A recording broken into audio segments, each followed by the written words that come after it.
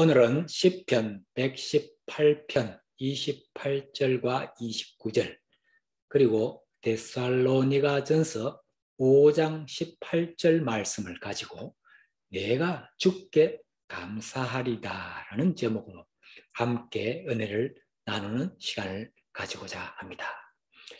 저는 한 달에 한 번 온라인으로 화상 설교를 하고 있습니다. 그래서 설교가 끝나면은 바로 다음 달 설교 제목을 무엇으로 할 것인가에 대해서 깊이 생각을 하고 또 하나님께 지혜를 구하면서 기도하고 있습니다. 그런데 이번 달에는 기도 중에 저희 마음에서 계속 감사에 대한 말씀들이 떠올랐습니다. 그래서 한 주 동안 공책에다가 아침에 사무실에 출근해서 일을 시작하기 전에 큐티를 하고는 이렇게 감사의 제목을 저의 인생에 지금까지의 감사 제목을 이렇게 몇 개씩 적어보았습니다. 그런데 일주일 정도 적고 나니까 약 50개의 감사 제목이 나왔습니다. 그래서 저는 펜으로 마크를 하면서 저의 마음에 와닿는 감사 제목을 또 이렇게 중요하게 마크를 해보았습니다. 저의 탑3의 감사 제목을 잠시 소개해 드리겠습니다. 첫 번째는 하나님을 알게 되고 하나님을 믿고 구원받은 것에 대한 감사의 제목이었습니다. 두 번째는 하나님을 믿을 수 있게 믿음의 유산을 잘 물려주신 어머니에 대한 감사의 제목이었습니다. 세 번째는 자녀들이 하나님을 잘 믿고 믿음의 가정들을 잘 이루어서 살아가는 모습이었습니다. 이 세 가지의 감사 제목들에서 주체는 하나님이시고 그리고 계속 등장하는 단어는 믿음임을 알 수가 있었습니다. 그래서 이번 달 설교 제목은 하나님께 감사하는 믿음을 생각하면서 내가 주께 감사하리다라고 정하고는 감사 관련 성경 구절과 또 감사에 대한 유래를 찾아서 설교 말씀을 전하게 되었습니다. 가을은 결실의 계절이고 모든 곡식과 과일들이 무르익어서 추수를 하는 계절이 되니 가을은 감사의 계절이라는 생각이 듭니다. 한국과 미국과 캐나다, 독일, 네덜란드 등에서는 추수감사주의를 날짜는 서로 조금씩 다르지만 정하여 절기로 또는 명절로 지내고 있습니다. 미국에서는 11월 넷째 주 목요일을 땡스기빙이라고 하여서 추수감사절로 날짜를 정하여서 국가적인 명절로 지내고 있습니다. 그래서 오늘은 미국의 추수감사절에 대한 유래를 위키백과 사전을 참조해서 잠시 소개하고자 합니다. 잉글랜드의 당시 영국 교회를 반대하는 전통적 복음주의자인 개신교 신자들을 뜻하는 청교도들은 영국 국교와의 갈등으로 미국 동북부로 이주하여서 인디언들로부터 배운 경작법으로 봄에 옥수수를 재배하여 가을에는 큰 풍년을 거두었습니다. 이것을 계기로 그들은 새로운 터전에 정착할 기반을 잡을 수 있게 되는데 큰 수확에 대한 기쁨과 감사를 표하고자 1621년 그때의 3일 동안에 추수를 감사하는 축제를 벌이었습니다.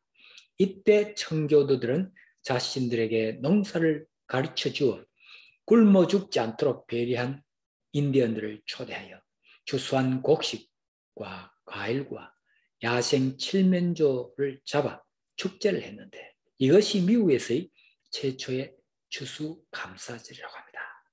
추수감사절은 하나님에게 추수를 감사하기 위한 그리스도교적인 휴일로 자신들의 생존을 위협하는 어려움에서도 하나님께서 돌봐 주실 것을 믿고 감사한 청교도들의 전통에 뿌리를 두고 있습니다. 따라서 이러한 전통은 오늘까지도 이어져 사람들은 추수감사절의 새 곡물로 만든 음식과 추수감사절에 관련된 음식을 이웃과 나누어 먹고 있습니다. 우리들의 인생에 얼마나 감사한 일들이 있었고 또 지금은 얼마나 감사한 삶을 살고 있는지 한번 생각해 보았으면 합니다. 저는 말씀을 준비하면서 사무엘상, 사무엘하, 역대상을 읽어 나갔습니다. 그리고 시편에 있는 하나님께 감사하는 표현들이 참으로 많고 또 놀랍다는 사실들을 알 수가 있었습니다. 특히 다윗의 인생 행로를 통하여 하나님께 더 감사한 삶을 살아야겠다는 생각을 해보게 되었습니다. 오늘은 우리가 살아가면서 감사해야 할 이유에 대해서 성경 말씀을 통해서 함께 알아보았으면 합니다. 첫째로 주는 나의 하나님이시기 때문에 감사해야 하겠습니다. 우리는 태어나서 살아가면서 아버지와 어머니에 대해서 감사하며 살아가는 것이 우리 인간의 본 모습일 것입니다. 태어나게 해주시고 길러주시고 이뻐주신 부모님에게 감사한 마음이 없다면 사람의 도리를 제대로 하지 못하는 사람이라고 지탄을 받을 수 있을 것입니다. 육신의 아버지 어머니에게 늘 감사한 마음이 들 수 있는 것은 그만큼 부모님은 우리들에게 고마우신 분이시기 때문일 것입니다. 주는 나의 하나님이시기 때문에 감사해야 할 이유는 제가 많은 설명을 하기보다도 성경에 나와 있는 성경 구절과 또 나의 하나님 찬양 한 곡을 불러드릴까 합니다. 오늘 본문 성경 말씀 시편 118편 28절에 주는 나의 하나님이시라 내가 주께 감사하리다. 주는 나의 하나님이시라 내가 주를 높이리다라고 하였습니다. 시편 118편은 역경 중에 처한 자신을 구원해 주시고 전쟁에서 승리하게 하시는 인자를 베푸신 하나님께 감사하며 이스라엘 백성을 찬양으로 초대하는 시입니다. 본문에서 시인은 주는 나의 하나님이시라고 고백을 합니다. 즉 나의 아버지 하나님이시라고 고백하고 있습니다. 나의 아버지 하나님이 어떠하신 분이신지를 시편 118편에 아주 상세하게 잘 표현해 주고 있습니다. 5절, 7절에 내가 고통 중에 여호와께 부르짖었더니 여호와께서 응답하시고 나를 넓은 곳에 세웠도다. 여호와는 내 편이시라. 내가 두려워하지 않으리니 사람이 내게 어찌할까. 여호와께서 내 편이 되사 나를 돕는 자들 중에 계시니 그러므로 나를 미워하는 자들에게 보응하시는 것을 내가 보리로다 라고 했습니다. 내가 어려움에 처해 있을 때 하나님께 부르짖었더니 하나님 아버지께서 내 편이 되어주시니 두려워하지 아니하여도 되는 것입니다. 하나님께서 항상 내 편이 되어주시니 나에게 어떠한 일이 닥쳐와도 두려워할 이유가 없는 것입니다. 그러니 하나님께 감사할 이유인 것입니다. 12절, 14절에 그들이 벌들처럼 나를 에워쌌으나 가시덤불의 불같이 다 다 없어졌나니 내가 여호와의 이름으로 그를 끊으리로다. 너는 나를 밀쳐 넘어뜨리려 하였으나 여호와께서는 나를 도우셨도다. 여호와는 나의 능력과 찬송이시요 또 나의 구원이 되셨도다 라고 했습니다. 나를 해치려는 자들이 벌떼처럼 달려들어도 가시덤불의 불같이 다 없어졌고 아버지의 이름으로 다 끊으며 나를 밀쳐 넘어뜨리려 하여도 아버지께서 나를 도와주시어 보호하여 주시고 구원하여 주셨던 분이 바로 하나님 아버지이시므로 우리는 감사해야 하겠습니다. 21절 23절에 주께서 내게 응답하시고 나의 구원이 되셨으니 내가 주께 감사하리다. 건축자가 버린 돌이 집 모퉁이의 머릿돌이 되었나니 이는 여호와께서 행하신 것이요 우리 눈에 기이한 바로다. 항상 아버지께서 응답하여 주시고 나의 구원되어 주시며 사람들이 버린 돌인 나를 아버지께서는 집 모퉁이의 머릿돌이 되게 해주신 분이십니다. 그러니 이러한 나의 아버지께 내가 감사하는 것은 너무나도 당연한 것입니다. 나의 하나님 아버지께서는 저와 여러분들을 자녀 삼아 주셨고 나의 수많은 죄들을 다 사하여 깨끗하게 씻어 주셨고 항상 나를 보호해 주시고 구원해 주시는 하나님이신 것입니다. 그러므로 우리는 날마다 아버지를 사랑하고 아버지께 감사하는 삶을 살아가야 하겠습니다. 이 시간 나의 하나님 찬양 한 곡을 들려드리겠습니다. 가사에 많은 은혜를 받는 이 시간 되었으면 합니다.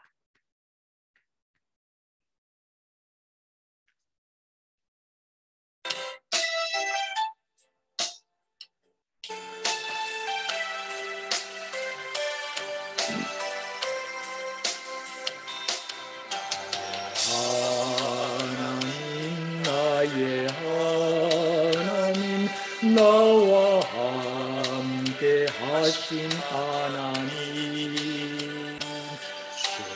그대로 살기 원하여 이처럼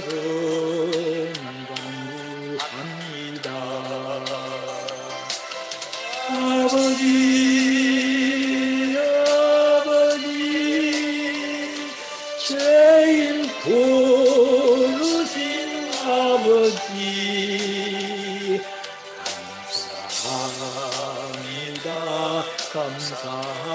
감사합니다.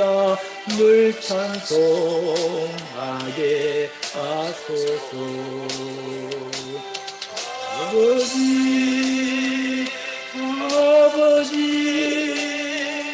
은혜 베푸신 아버지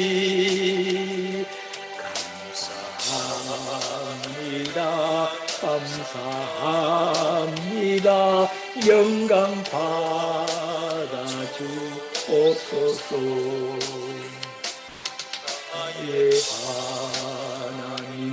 나의 하나님 아버지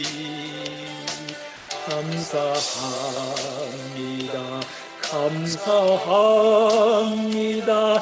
진정 감사합니다. 아버지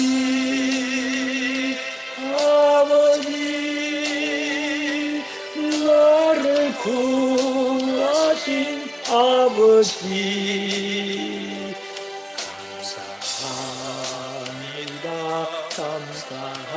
감사합니다. 이 몸 바쳐 살렵니다. 아버지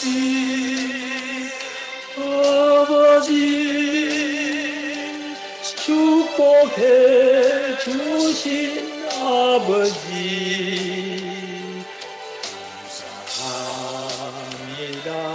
감사합니다.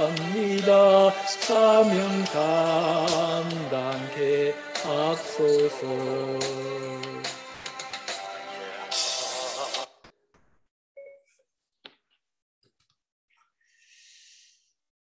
다윗의 삶을 돌아보면 청소년 시절에는 2세 8명의 아들 중에 막내로서 형들은 전쟁터로 나가고 막내인 다윗은 양들을 지키고 기르는 목자 일을 하였습니다.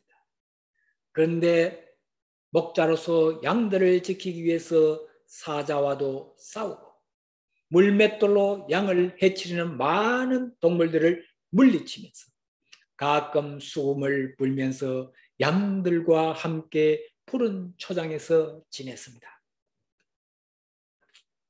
다윗은 어리지만 하나님에 대한 믿음과 신뢰가 아주 돈독한 청년임을 우리는 알 수가 있습니다.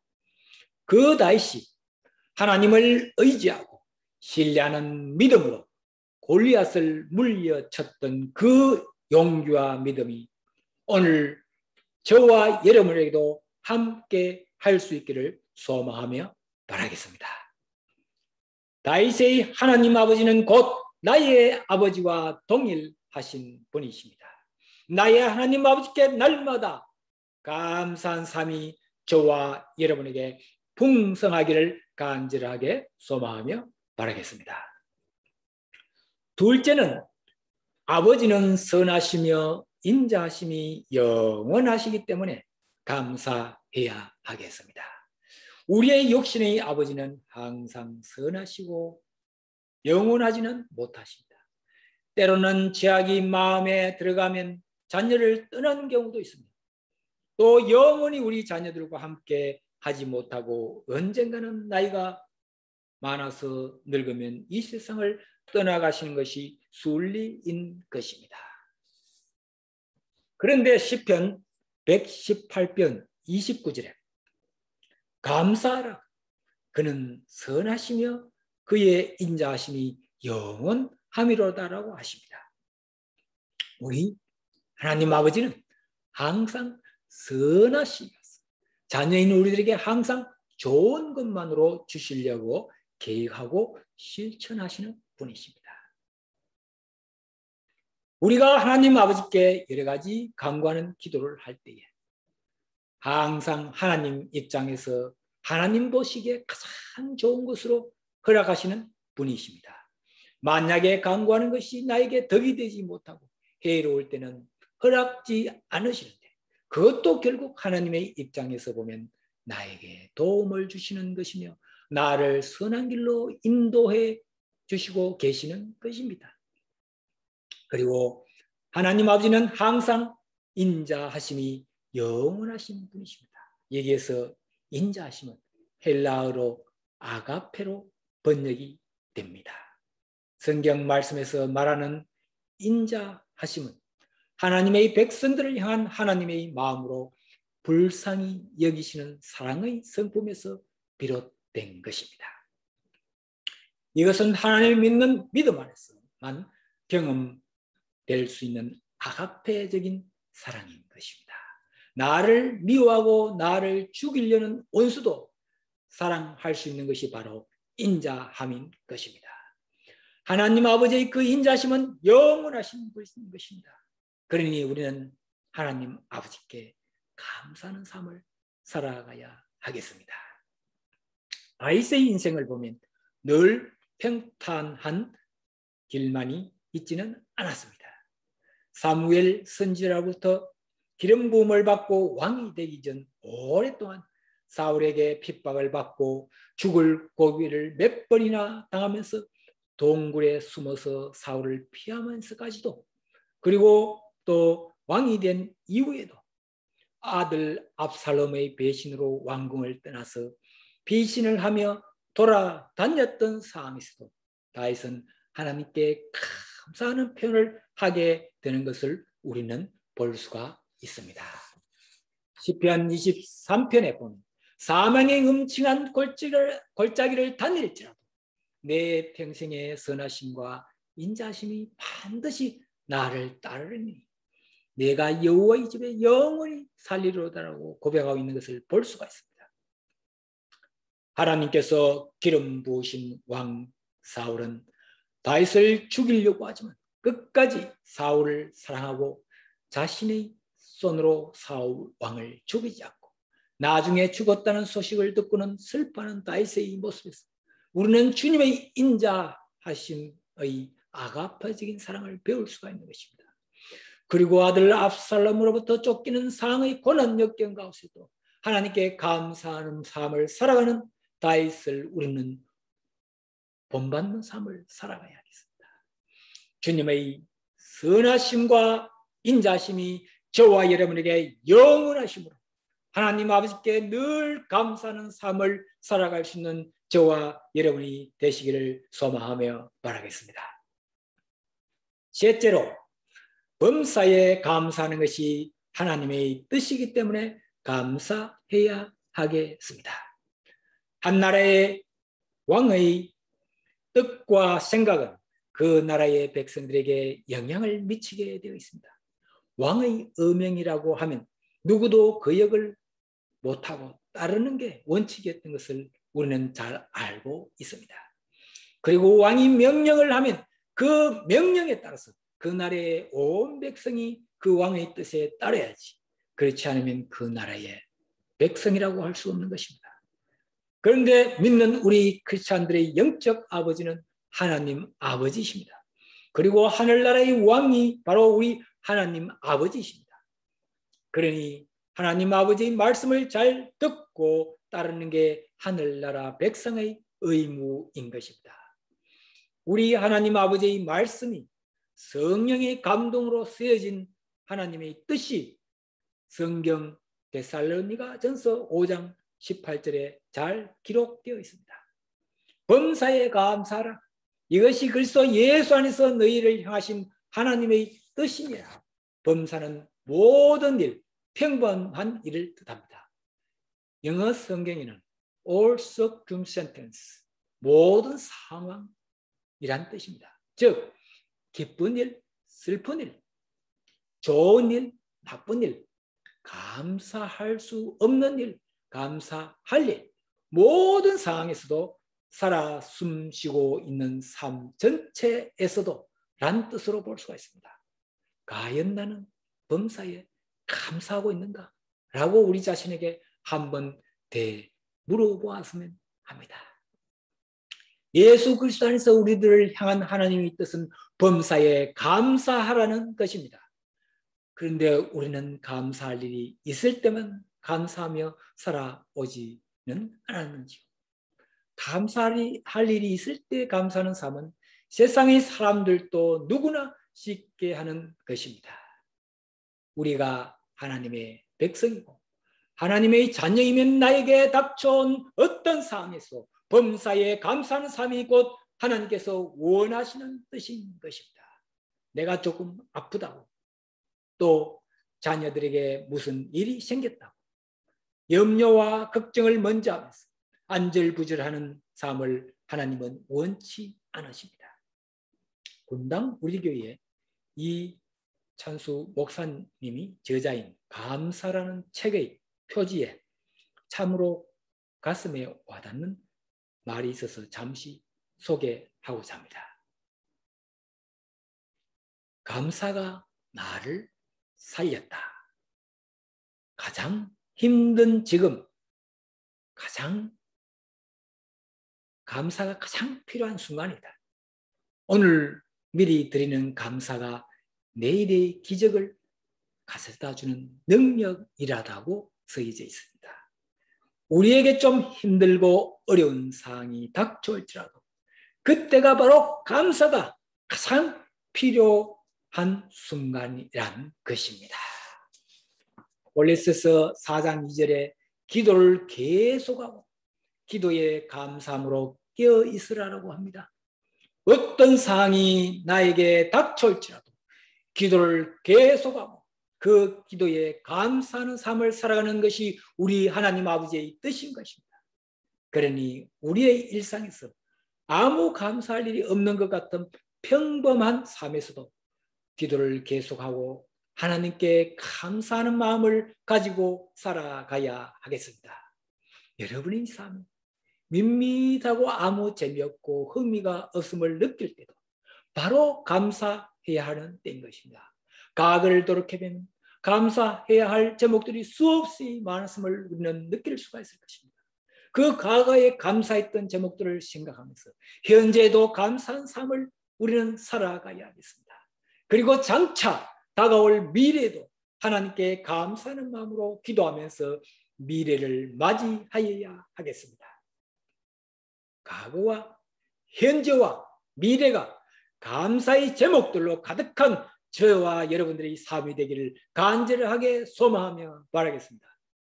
또 주변에 나의 배우자, 가족, 그리고 친구들에게도 감사의 표현을 많이 함으로 나와 하나님과의 관계뿐만 아니라 나의 주변의 모든 사람들과도 좋은 신뢰 관계를 가지고 늘 감사가 풍성하게 넘치는 삶이 되시기를 간절하게 소망하며 바라겠습니다. 다 함께 기도 드리시겠습니다. 하나님 아버지, 오늘 또 귀한 복된 날을 허락하시고 귀한 예배를 드릴 수 있게 해주심에 감사드립니다. 저희들 하나님 아버지 자녀 되게 해주시고 또 자녀들이 저희들의 모든 죄를 깨끗하게 사해 주심을 진심으로 감사드립니다. 오늘 말씀과 같이 저희들의 삶이 늘 기도하고 감사하는 삶이 되기를 소망합니다. 조금 힘들고 어려운 일이 있을지라도 감사하는 삶을 살아갈 수 있게 도와주시옵소서. 그래서 저희들의 삶이 늘 기쁘고 즐겁고 감사가 넘치는 복된 삶이 되기를 간절하게 소망합니다. 이 모든 간구 거룩하신 우리 주 예수님 이름으로 기도드려옵나이다. 아멘. 감사합니다.